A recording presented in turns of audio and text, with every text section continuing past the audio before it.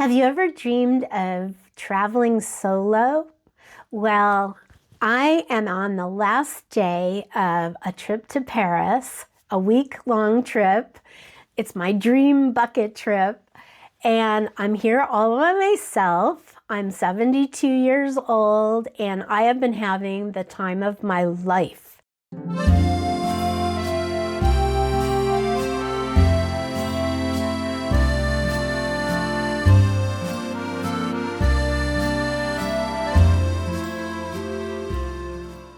What I wanted to do today was talk about things that I did right, things that I did wrong, just kind of a little bit about my experience traveling alone. So first of all, I'm in this lovely little hotel. It's a little boutique hotel because I'm a big fan of boutique hotels. I don't want to be making myself dinner or any of that or cleaning up the room. And this one is called Adèle Jules, and it's in the 9th Arrondissement, which is kind of in the center of everything. It's not one of the really heavily touristy areas. It's in the opera area. So it's easy to get to a lot of places. I was so surprised on how easy it is to walk to, say, like the Palais Royal or anywhere, but mainly I've been taking the metro and I've become very good at it. It's very easy to use. So it's the best way to get around town, I think. It's so much better than trying to take an Uber or a bus or whatever, because you get down there, you're in the next location in 2 seconds.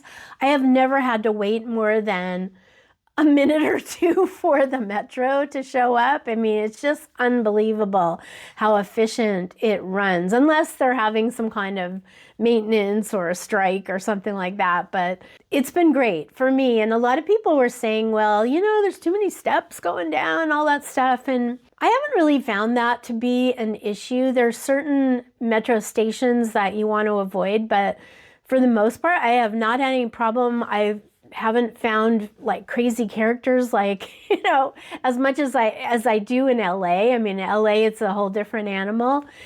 You know, most people take the metro. Sometimes it's a little on the crowded side, but it's just the easiest way to get around.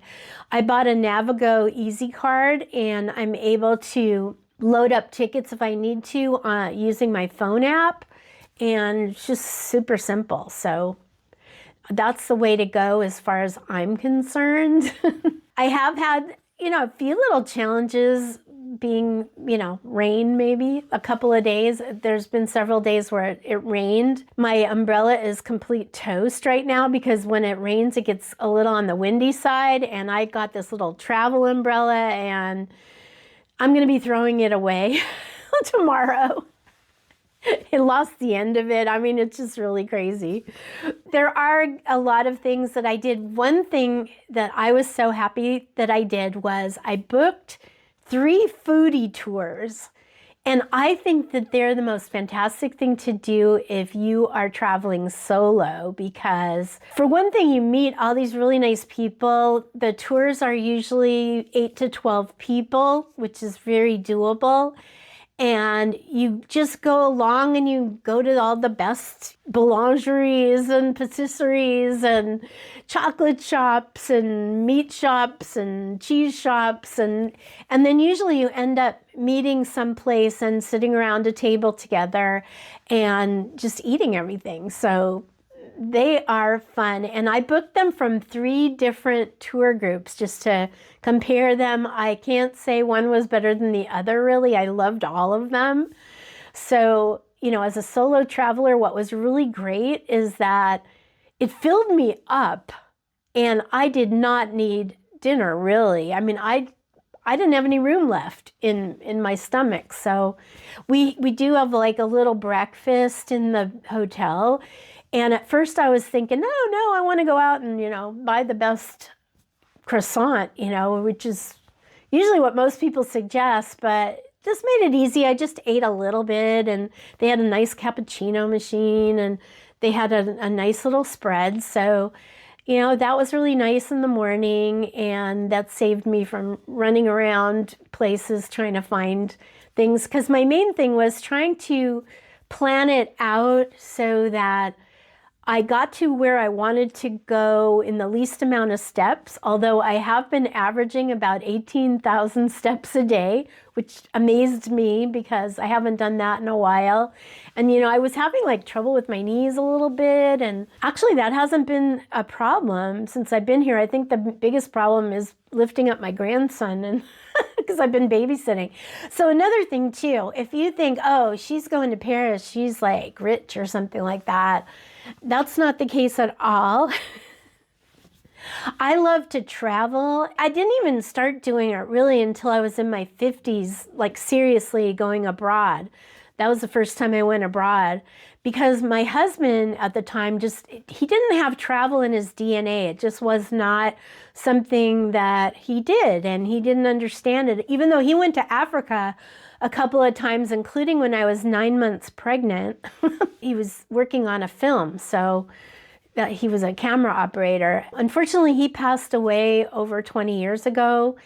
And then I was living with a boyfriend for 15 years, and he liked to travel, so we got to go to places like Spain and Italy and Poland and Hungary and, you know, some really interesting places. Went on a river cruise. That was really fantastic. So then what happened was, you know, he passed away, and I was living in a little town called Altadena, which experienced a horrendous fire. And so I was chased out of there. The little ADU that I was living in got damaged, and then my girlfriend, who was living next door, her house burned down. So I ended up evacuating, and I went to go live with my daughter in the valley, and she had just had a baby, and she works full-time, so I was the babysitter. And her husband works from home, but you know, I still needed to be there all day during the week. So my compensation was a trip to Paris, and part of her job is arranging trips and events for the company that she works for. So she's a like in-house travel agent. So she got me, you know, the flight and the booking and everything. So that was really nice. But I did all the planning myself. I was watching YouTube videos and, you know, just really researching everything. I, you know, had it all written out, and I had it on Google Drive and everywhere, and made, you know, different reservations at places that I wanted to go to. And so far it's worked out pretty well. There are a few things that I had to miss because of just the time limit. My feet were screaming, or it started raining really hard. It was really funny. I was in Montmartre on a food tour, and the beginning of the day was fine. We were walking around, everything was good. And then at the end of the tour, it started raining a little bit. And so I was walking around, I was trying to find all those back end places, and I sort of got lost a little bit. Sometimes Google was taking me in weird places, but for the most part, it's been really great. In fact, what I did was I bought these like clip-on earbuds, which worked out really well because I could put my phone in my purse. And let me show you the purse that I got, because it's really great.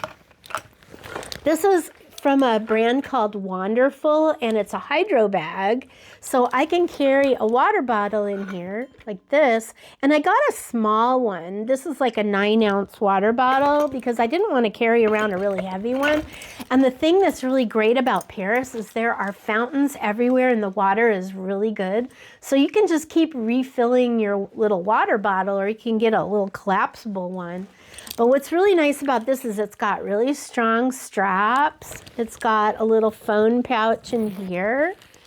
And then it's also got a pocket back here where you can keep your passport, your credit cards. I have my little charger. I bought 2 of these thinking that I needed it, but I really only needed one. This is an Anchor charger. You have to make sure that it's TSA approved, and you have to bring it on the plane with you in your personal item bag because of the lithium issue. But this thing has been great, and I attached a little compass on here, which actually has come in handy too. So this has been great. I do want to talk a little bit about actually going on the plane. So I went in economy, and like originally I was going to go carry-on. I really love going carry-on where I can just, take my bag and leave and I'm done, right? But Air France has really strict weight controls. And even though I was bringing my minimalist capsule wardrobe and, the whole thing in minimal shoes and all that, they asked everybody to check their bags in. So I had already planned on doing that because I knew I was over the weight limit. But what I did was I brought this little lightweight backpack, right? Because it's, I didn't want something that was really heavy, right? So I just had all my basic things in there. I did have a pair of loafers on the bottom here. The problem was, at first when I bought this, I was thinking, oh, I can put this, it has a little trolley strap and the whole thing, so I could just attach that to my bag. But because I wasn't bringing the bag on board with me, I had to wear the backpack, right? And so I had to walk miles, like in LAX, I had to walk miles to get to the gate. And then when I got off at Charles de Gaulle, I had to walk miles. And this thing was really heavy. So next time I do this, I want to make sure I have a backpack that has little wheels on it because, and a little stick that comes out, because it's just a lot easier for me.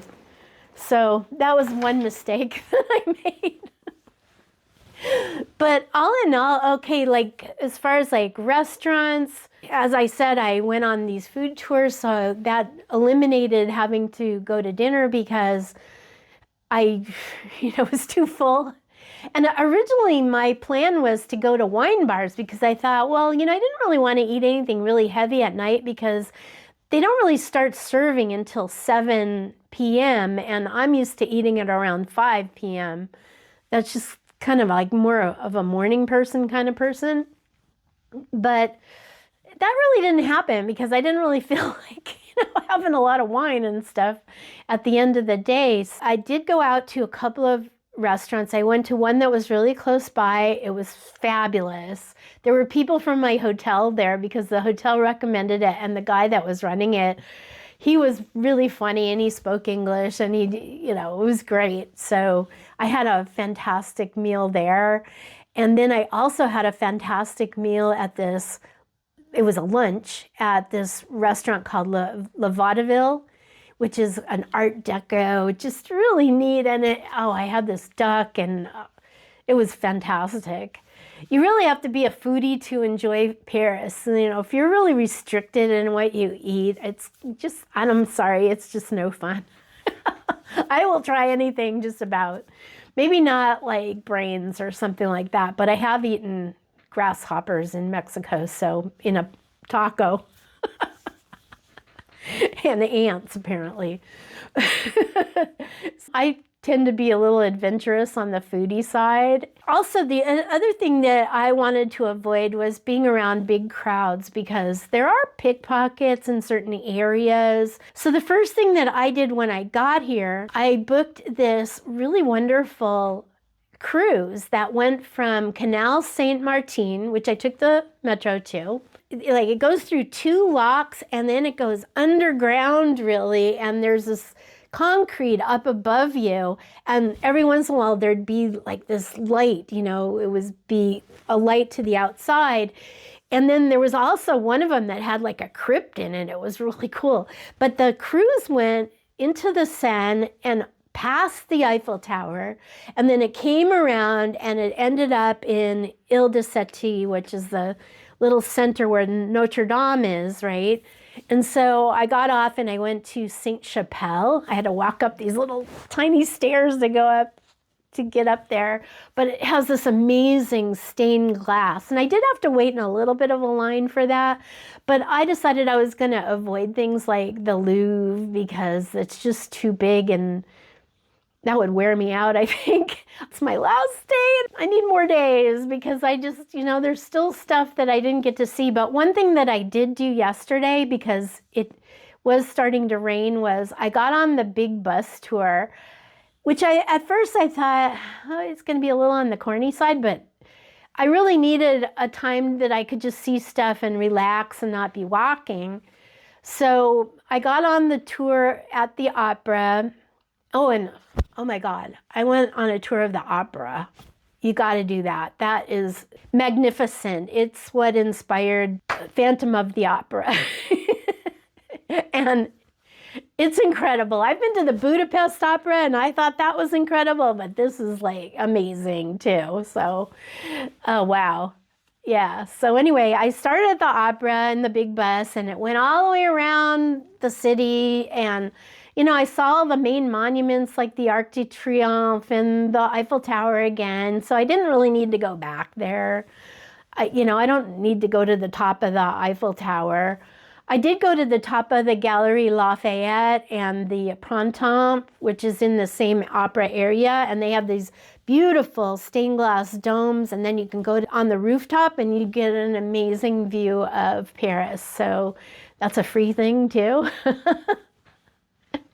Oh, and paying for things. Okay, all you need is that contactless pay, like say Google Wallet or Apple Pay, and you just put the back of your phone onto the back of the pay thing and it just works. It asks me for a PIN number a lot of times.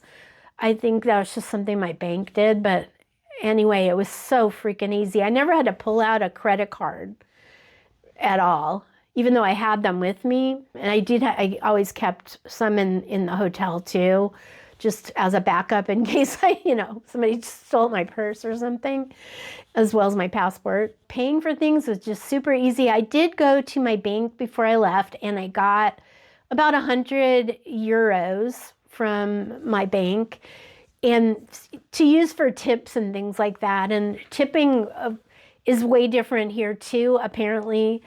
You're not paying 25% for a tip because these people make a living wage as waiters and stuff. It's a little controversial. Like some people online were saying, oh, you just give them like 1 or 2 euros, but if you like the service, but then other people are saying it's more like 10 to 15%. So, I think if you're in a really nice place, you want to give them something. I did forget to tip when I went to this one bouillon and I felt really guilty. I just walked out of it. And this bouillon was so funny because the bouillons were created in the late 1800s for workers. And so you got basic traditional French food at a really low price. Really interesting about them is they're in these beautiful places. Like I went to one called Bouillon Chartier. I have terrible French, I'm sorry, but anyway, it's a really interesting, beautiful place to go into, but you share a table with somebody. And so I was sitting at a table with 3 French-speaking people, but there was this older lady like directly across from me, and she was trying to communicate to me. He was talking about napkins or something. I don't know. I couldn't really hear because it's a really loud place. So we just sort of tried to communicate. And then at the very end, when we both got up, she gave me a kiss on both cheeks. So I thought that was really sweet. That's another thing. I have not met a rude person. I think all you have to do is just say bonjour or bonsoir and they think you're okay. But if you're really rude and, you just act like an ugly American, then I could see why they would be rude because they get so many tourists and I'm sure there's a lot of really rude ones. I have a little tote bag that I took with me and it zips up and I carry in here, things like my printed out sheets of paper of where I'm going and my umbrella and I have a little camera tripod and my earbuds and stuff like that. One thing that I would recommend, and I thought that this was kind of waterproof, it really wasn't because the one day that I got stuck in this rainstorm in Montmartre after my tour, it was like coming down and oh my God, I got soaked and everything inside the bag got soaked. So that's another thing. Whatever you bring with you, make sure that it is either waterproof or it will dry out fast. So you don't want to bring jeans or something heavy like heavy cotton because it'll take forever to dry, and it does get very wet when it gets wet. This was okay, but I think if it was even more waterproof, it would have been better as a tote bag, because if you're picking up things along the way, or you might pick up a sandwich or whatever, it's a nice thing to have with you. For clothes, I am so glad that I had a trench coat. And it was a London Fog. It is a London Fog trench coat. They don't make the London Fog trench coats the way that they used to, but this one was waterproof and it did the job. And as long as I remembered to zip it up, I was fine. So yeah, so you just want to make sure you got things that are waterproof. Shoes, okay? Everybody says, oh, you should bring your little ballerina shoes and your little pointy shoes and all that stuff. Forget it. Just forget it. I brought 2 pairs of tennis shoes. One was Dr. Scholl's Time Off sneakers. They were fabulous, and they looked good. And then the Asics Gel Kayano 32s, which are really good for stability. And, if you're older, that's the main thing. You want to stay upright. That's all you want to do. Okay, I did bring a pair of Vionic loafers, like this pair I'm wearing right here. And I only wore them really once to go out to dinner, and it wasn't very far away. But that's all you need. You probably just need 1 pair of preferably waterproof tennis shoes, which the Dr. Scholl's were pretty good. They weren't totally waterproof. And the other ones are not, but you gotta have something that's waterproof and comfortable. So I was having trouble with the Asics because I have a high instep, and so the top of my foot was kind of bothering me, and so I switched to the Dr. Scholl's, which were very comfortable, but now I have a blister on my toe. So that's another thing. Bring Band-Aids, bring your little tiny first aid kit just in case. So anyway, I don't want to bore you too long, but I will make some more videos on the places that I went and some of the things that I did. But, as far as solo travel as a woman, go for it, man. If there's any way you can do it, go for it, because it is the best. I had no problem. I don't feel lonely, or anything like that. I know some people like they don't like the idea of being by themselves, but I do. I don't have a problem with it at all. I think it's fun, and you don't have to worry about somebody else's problems. You can go wherever you want to go. You can do whatever you want. You can take your time. As an older person, you're kind of into more slow travel. You're not trying to go everywhere. I also think that it's really nice to be able to spend an entire week in a big city like Paris or any of the other ones, because you can really infuse yourself. I didn't even book a trip to Versailles, even though I'm like obsessed with the TV series of Versailles. The Garnier was like going to Versailles, and I'm also going to the Hotel Marine, which is near the Place de la Concorde, and that's like going to Versailles. So you don't have to go outside of the city. It's really nice to be in this one little spot, and I just think it's the best. So if you like this video, please leave me a comment, give me a like, because that helps me with Google to be seen. Sometimes as older people, we are not seen, we disappear.